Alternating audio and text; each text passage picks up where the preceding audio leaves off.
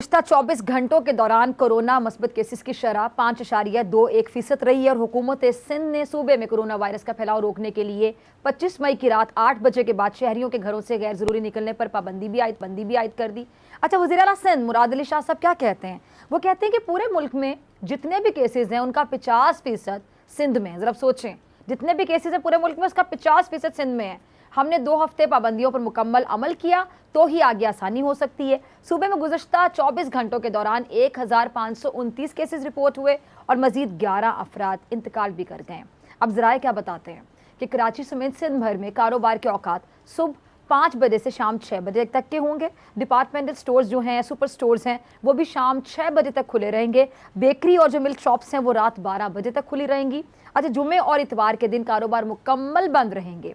अब नाज़रीन, मुल्क में आपको पता है ये वायरस की तीसरी लहर है और इसके दौरान सुबह सिंध में सूरत हाल मुकम्मल काबू में थी, लेकिन ईद के बाद से देखने में आया कि सूबे में वबा का फैलाव बढ़ता हुआ नजर आया और काफ़ी ज़्यादा बढ़ता हुआ नजर आया। इस पूरी सिचुएशन पे बात करने के लिए मेरे साथ 2 मौजूद मेहमान मौजूद के मोहताज नहीं। पार्लिमानी सेक्रेटरी सेहत सिंध कासिम सोमरा साहब, बहुत शुक्रिया आपका ज्वाइन करने के लिए, और सेक्रेटरी जनरल PM में डॉक्टर कैसर सिराज साहब, आपका भी बहुत शुक्रिया ज्वाइन करने के लिए। कासिम साहब, पहले मैं आपकी तरफ आना चाहूँगी। वज़ीर आला सिंध मुराद अली शाह साहब कहते हैं कि जी पूरे मुल्क में जितने भी केसेज हैं उसका 50% सिंध में बता रहे हैं, यानी ये तो बहुत ज्यादा हो गया। SOPs की सबसे ज्यादा शिकायत कराची के जिला शर्की और जिला वस्ती से मौसूल हो रही हैं। अगर इसी तरह केसेस में इजाफा होता रहा सर, तो आप लोगों ने मजीद अब आगे के लिए क्या सोचा है, क्या इकदाम फिर किए जाएंगे कंट्रोल करने के लिए? बिस्मिल्लाहिर्रहमानिर्रहीम, बहुत शुक्रिया। अस्सलाम वालेकुम डॉक्टर साहब। डॉक्टर साहब तो खुद हमारे साथ वालेकुम सलाम जी। टास्क फोर्स की मीटिंग की सूरत हाल क्या वहाँ होती है, तो ये और फिर हमारी वहाँ पर डिबेट्स होती हैं। तो हम तो डॉक्टर साहब के ही मशवरों से जो है ना, वो हमारे वज़ीर आला साहब या हमारे सेहत डिपार्टमेंट जो है वो इन्हीं के मशवरों से ये तमाम जितनी आज हम जितनी बातें करते हैं, ये सारी बातें इन्हीं के मशवरों से हम अमल करते हैं। देखिए, आप जो आपने सवाल किया वो बहुत, वज़ीर आला साहब ने जिस तरह से बोला है वो बड़ी हद तक दुरुस्त है। उसमें हम उसके जिम्मेदार हम खुद हैं। एज ए नेशन हम बात करते हैं, एज ए हम प्रोविंशियल हम हर रोज सुबह बैठ के कहते हैं कि आपने बड़ी हद तक ये सर अंजाम दिया है। देखिएगा, इनकी आवाज़ सही नहीं आ रही, तब तक मैं आपकी तरफ आती हूँ डॉक्टर कैसर सजाद साहब। ये जो मुल्क में जो वायरस की तीसरी लहर है, इसके दौरान जो सूरत हाल है, अगर वाकई मुल्क के जितने भी केसेस हैं उसका 50% वहाँ पर हैं, तो फिर ये तो बड़ी अलार्मिंग सिचुएशन होगी। डॉक्टर साहब, कैसे देख रहे हैं आप? बिस्मिल्लाहिर्रहमानिर्रहीम, बहुत शुक्रिया फिजा, आप बिल्कुल सही कह रही हैं। और इस वक्त सिंध में सूरत हाल दूसरे शहरों के बनिस्बत पंजाब और KPK और बलूचिस्तान के बनिस्बत बहुत ही ख़राब है। मैं फिर कहूँगा कि ये सूरत हाल बहुत ख़राब है। अगर इसको अभी नहीं रोका गया तो मैं समझता हूं कि जो हालत पंजाब की कुछ अरसे पहले थी वही हालत होगी। और मैं समझता हूं कि पंजाब की जो मिनिस्टर साहिबा हैं यास्मीन राशिद ने बहुत सख्त इकदाम उठाए थे और जिसकी वजह से आज उनको कंट्रोल मिला। मैं समझता हूं कि सिंध गवर्नमेंट बहुत अच्छा इकदाम कर रही है और इनकी एक सबसे अच्छी बात यह है कि डॉक्टरों से मशवरा करके वो आगे बढ़ रहे हैं और बहुत कोशिश करते हैं कि अपनी आवाम को तकलीफ ना दें और मईशत भी चलती रहे और वबा पे भी कंट्रोल कर लें। लेकिन सूरत हाल ये हो रही है कि हर 2 दिन के बाद टास्क फोर्स में ये डिस्कस होता है कि हम ये ना करें, ये रिलैक्स कर दें, ये रिलैक्स कर दें। लेकिन अनफॉर्चुनेटली केसेस इतने ज़्यादा बढ़ गए हैं कि अब आप यकीन करें कि रोज़ाना लोग मुझे पहली वेव की तरह लोग फ़ोन करते हैं कि मुझे बेड चाहिए, मुझे वेंटिलेटर पे मेरे वालिद को डालना है, वो वेंटिलेटर नहीं मिल रहा है। तो बहुत बहुत ज़्यादा ख़राब सिचुएशन है। और इस वक्त जो अस्पताल है कराची में, वो तमाम के तमाम अस्पताल जो है वो वापस कर रहे हैं मरीजों को। ज़्यादातर ऐसे हॉस्पिटल्स हैं जो कि लोग वहाँ जाते हैं कि यहाँ एडमिशन हो जाए, वहाँ पे जगह नहीं है। तो जब इस तरह की सूरत हाल है, और मैंने एक बहुत ही करीब मेरे दोस्त हैं, उनकी मिसेस को भी हो गया, उनको भी हो गया और वो इंतकाल कर गए कल, जो कि मुझे बहुत डिस्टर्ब किया ये बात। और इस तरह के बहुत सारे जानने वाले हमारे वो इस दुनिया से जा रहे हैं। तो ये बहुत अनफॉर्चुनेट बात है कि इस बीमारी से हम बहुत आसानी से हम इस पे काबू पा सकते हैं, लेकिन लगता ऐसे ही है कि हमारे लोग जो हैं वो बिल्कुल नहीं समझ रहे हैं। हम बार बार ये कह रहे हैं कि देखें ये सब चीजें हो जाएंगी, ये शॉपिंग भी हो जाएगा, घूमना फिरना भी हो जाएगा, लेकिन हम अगर जिंदा रहेंगे तो जान है तो फिर जहान है, मैं बार बार बिल्कुल, कहता हूं। लेकिन जान है तो फिर अगर जहान मैं है। फिर हम्म। अगर हम कहते हैं कि मैं मुराद अली शाह साहब बहुत सिंसियर मुझे नजर आए कि वो बहुत सिंसियरली काम कर रहे हैं, लेकिन मैं फिर उनसे कहूंगा कि अगर ये सूरत हाल इस पे भी काबू ना आए तो कंप्लीट लॉकडाउन करें 15 दिन के लिए। जो मुझे उम्मीद चल चुकी है कि ये जो अभी इकदाम उठाए हैं इस पे अगर मुकम्मल तौर पे अमल दरामद हुआ, असल प्रॉब्लम है अमल दरामद की। बहुत सी जगहों पे दुकान में जो है वो कारोबार चल रहा होता है, लाइट ऑफ कर दी जाती है, फिर लाइट ऑन कर दी जाती है, शटर डाउन कर दिया जाता है, फिर शटर ऑन कर दिया जाता है। ये तमाम चीजें अगर खत्म हो जाती हैं, लोग रोड पे घूम रहे होते हैं, तफरी कर रहे होते हैं, इस वक्त तफरी का वक्त नहीं है। हुकूमत इनको सख्ती से रोके। अगर इम्प्लीमेंट हो जाता है जो अभी 15 दिन के लिए जो कवानीन बनाए हैं, जो अहकामात जारी किए हैं, इस पे अगर मुकम्मल तौर से हुकूमत कामयाब हो गई इस पे अमल दरामद करने पे, तो मैं समझता हूं कि काफी हद तक हम काबू पा सकेंगे कोरोना वायरस से। और सिंध में, खासकर कराची और हैदराबाद में, जिसकी की तादाद दिन ब दिन बढ़ रही है। ठीक है। अच्छा जी, ये टीम कासिम सोमरो साहब दोबारा लाइन पर है तो मुझे प्लीज जरा बताइएगा। अच्छा डॉक्टर साहब, तब तक मैं आपसे जरा सवाल पूछती हूँ कि ये जो तीसरी लहर, जी कासिम साहब हमारे साथ है। कासिम आपकी तरफ मैं आना चाहूंगी, तब ये आपकी आवाज़ सही तरह से नहीं आ रही थी, मैं चाह रही हूँ वहीं से कंटिन्यू कीजिएगा। सवाल मैं नाज़रीन के लिए दोहरा देती हूँ। कासिम सोमरा साहब से मैंने पूछा ये था कि मुराद अली शाह साहब के मुताबिक मुल्क के जितने भी केसेस हैं कोरोना वायरस के, उसका 50% जो है वो सिंध में। अगर वाकई इतने ज़्यादा केसेस हैं कासिम साहब, तो फिर तो तमाम लोग बहुत परेशान होंगे, सिंध गवर्नमेंट बहुत ज़्यादा परेशान होगी। आगे के लिए क्या इकदाम है, क्या सोचा गया? देखिए, मैं आपसे डिस्कनेक्ट होने से पहले मेरी बात ये हो रही थी कि हमने खुद से जो है वो हमने कराची शहरी के होने के नाते, हमने बाकी सिंध के शहरों के शहरी होने के नाते हमने अपने एक रिस्पॉन्सिबल बिहेवियर शो नहीं किया।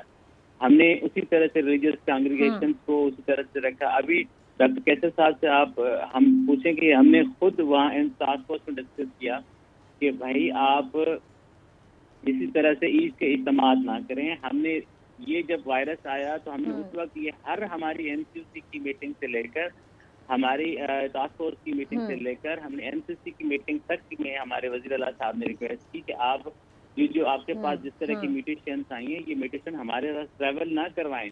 उन पर प्रोविंशियल ट्रांसपोर्ट बंद करें, आप ट्रेन को बंद करें, आप जो हैं वो जहाज़ों को बंद करें। यहाँ पर अभी भी आप इंटरनेशनल जो दुनिया से लोग जो आ रहे हैं उसको भी आप अपने मुल्क में लेके आ रहे हैं, तो इसका मतलब अब वो पॉजिटिव है।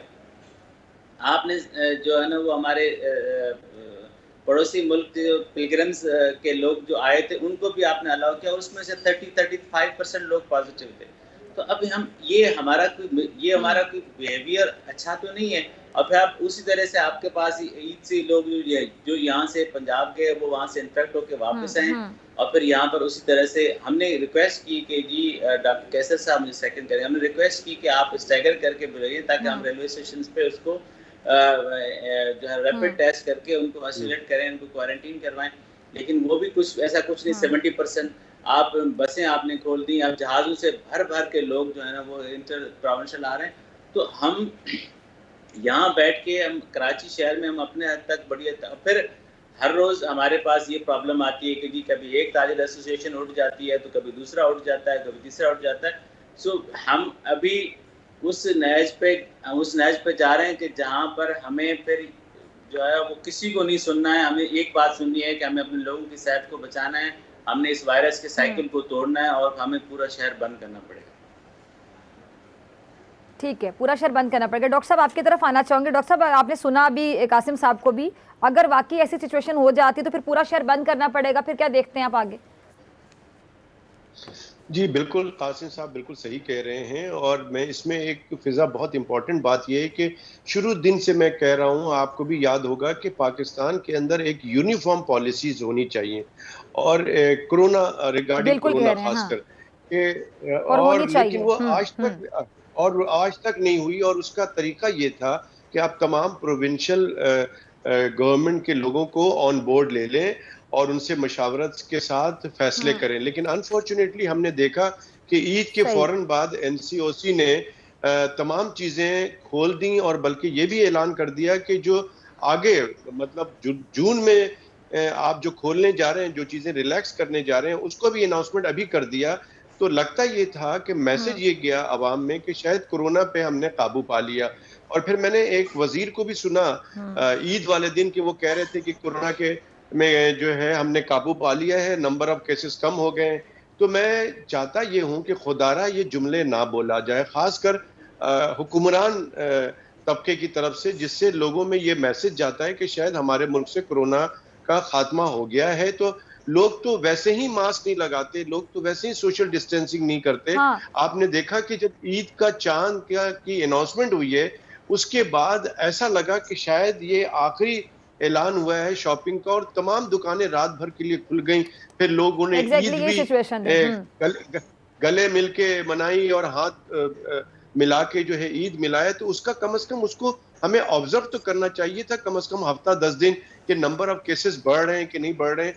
तो वक्त से पहले मेरे ख्याल में एनसीओसी ने ऐलान कर दिया है। लेकिन मैं फिर कहता हूं कि जब तक यूनिफॉर्म पॉलिसीज नहीं बनेंगी, सबसे मशावरत के साथ स्टेक होल्डर्स को ऑन बोर्ड लेके काम करना पड़ेगा। अब जहां तक सिंध गवर्नमेंट की बात है तो मैं समझता हूं कि ये बिल्कुल सही कह रहे हैं कासिम साहब।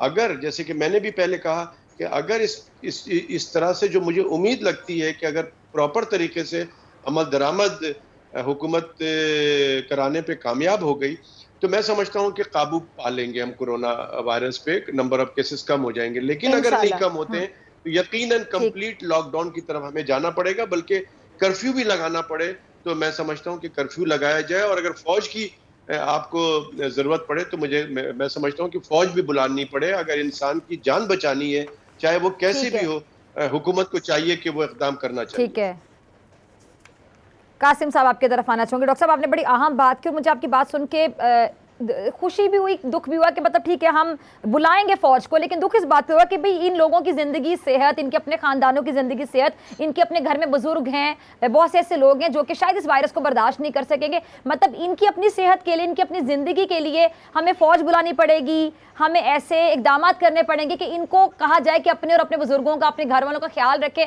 मतलब किस तरह की कौम है हम। मुझे बहुत अफसोस के साथ तनकीद करनी पड़ रही है हमारी कौम पर कि हम अपनी जान के दुश्मन बने हुए हैं, अपने घर वालों की जान के दुश्मन बने हुए हैं, कि हमारी जान की हिफाजत के लिए, हमारी सेहत की हिफाजत के लिए पूरी दुनिया कांप रही कोरोना वायरस से। हम संजीदा नहीं ले रहे, हम मास्क नहीं लगा सकते, हम सोशल डिस्टेंसिंग का ख्याल नहीं रख सकते। वैक्सीन के बारे में हवाले से हमारी 100 तरह की राय है, इस तरह की बातें की जा रही वैक्सीन को लेके कि वैक्सीनेशन करने से ये हो जाएगा, वो हो जाएगा। सारे मसाइल क्या पाकिस्तानी कौम के ही हैं? हम लोग इस बात को सीरियस नहीं ले रहे हैं और हमें हमारी जान के लिए, हमारे अपनों की, प्यारों की जान के लिए, एसओपी पे अमल दरामद करवाने के लिए फौज की जरूरत होगी, पुलिस की जरूरत होगी, किसी ना किसी की जरूरत होगी। अफसोस के साथ कहना पड़ रहा है कि हमारी कौम को सीरियस होना चाहिए। कासिम साहब, आप अग्री करेंगे और आपको भी किसी तौर पर दुख होता होगा ऐसी सिचुएशन देख के?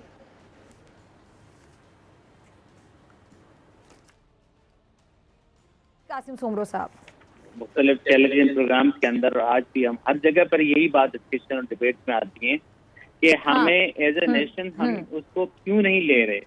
हम एज ए नेशन, हम जैसे आपने कहा कि हमें पुलिस को हमें बताना पड़े।